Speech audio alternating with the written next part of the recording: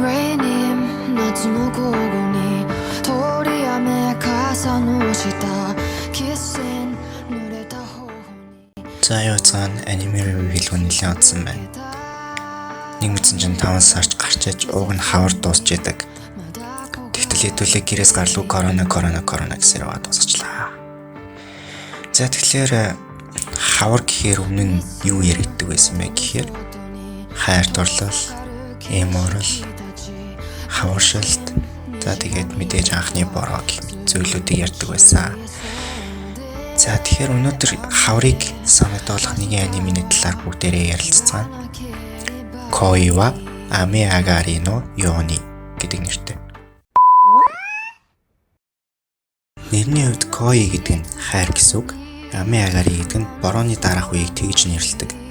Тэгээ ингээд утга нь гэх юм бол хайр бол яг л тэр борооны дараах үе шиг гэсэн тийм утгатай байгаа. Тэгтээ энэ жил ерөөсөө манай Улаанбаатар хотод хавар гоё ойлготой бороо орсонгүй тий. За тэрч яах вэ? За тэ нэмрүү орцгоё. За зохиолч нь Жун Маюзаки гэдэг зохиолж байгаа 2014 онд яг энэ анименийхаа манга бичсэн. Аниме нь 2018 онд 1 сараас 3 сарын сүүл хүртэл үзэгчдийн хүртэл болоод 12 анги аним гарсан байгаа. Дүрслэлийн хувьд гэх юм бол айгүй тийм зөөлөн ямар тийм хурц өмнө шийдэл авахгүй яг л нөгөө борооны дараах тэр үе шиг юм тайван байдлыг дүрслэх гэж оролцсон тийм аниме байлаа.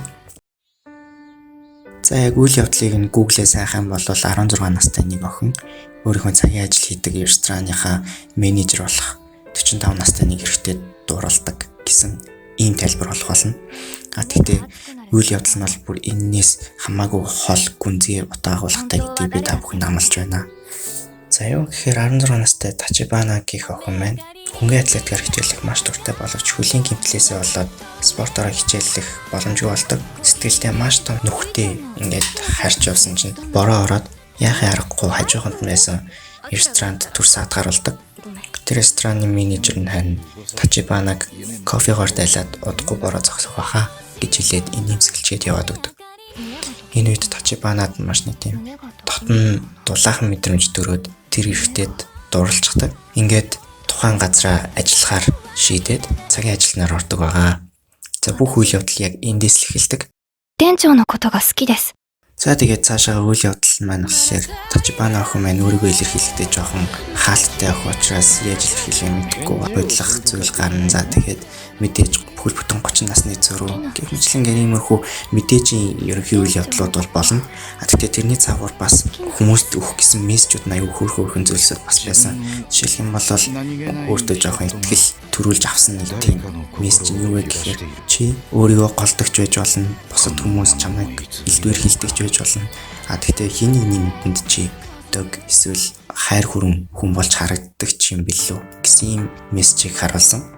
За тэгээд магадгүй зарим нэг октоодын аашиг ойлгодог гэдэг ирчүүдийн хувьд энэ анимыг үзэх юм бол яагаад тийм сонь ааш гаргаад идэв бас тодорхой хэмжээнд ойлгох хаа гэж бодож байна. За тэрнээс гадна энэ анимыг үзээд бас нэг надад таалагдсан нэг хэсэг байгаа.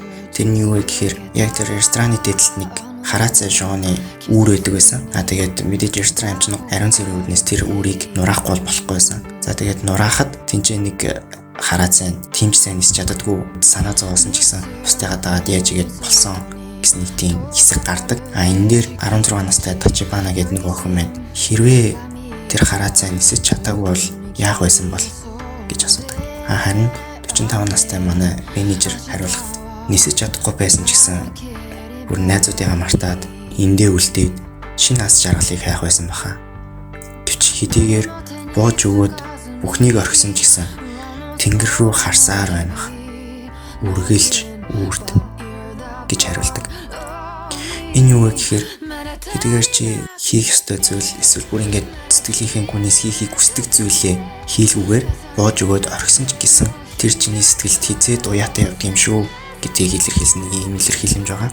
Тэр ихтэй яагаад ингэж хэлсэн бэ гэхээр өөрт нь ч гэсэн маш том мөрөөдөл байсан. Тэгтээ тэр нь бүтлгүүдэд эхнэр хүүхэд нь хүртэл өөрийг нь хайж яваад яг л өөрөө тэр нисэж чадахгүй бусдаасаа холдсон хараацай шиг юм болчихсон байсан байгаа. Тачибанад болохоор битгий мөрөөдлөө орхиорой гэж зөвлөдөг. Өөрөө ч гэсэн эндээсээ сурамж аваад Энэ олон жилийн дараа нөгөө хайсан мөрөөдлөө эргүүлээд сэргээгээд дахиж нэг оролдож үзэхэр болдог. Тэгэхээр эндээс зохиолч яхан нөх гэсэн санаа юу вэ гэхээр хэдийгээр та бүтлгүүдэд амьдралынхаа гол утга учир гэж боддож хичээж явсан зүйл чинь боломжгүй болсон ч гэсэн амьдрал тэгээд дуусчихгүй. Тийм учраас зүгээр л төрдөө пауз авчих. Магадгүй тэр ихтэй шиг бүр 20-30 жилийн пауз байсан ч болох байх. Тэгтээ хизээ нэгэн цагт түүнийг ахаад нэг оролдоод үзээрэй. Бас битгий шантраарай гэсэн ийм цаад мессежийг өгөх гэсэн юм шиг санагдсан. Магадгүй та бүхэнд үзээд өөр сэтгэл төрхийг би үүсэхгүй. За энэс цаашаа спойлдод яах вэ? Та бүхэн маань өөртөө энэ анимег үзээд дараа нь сэтгэлээ комментээр хуваалцаарай. Бас болж өгвөл шеэрлээд өгөөрэй.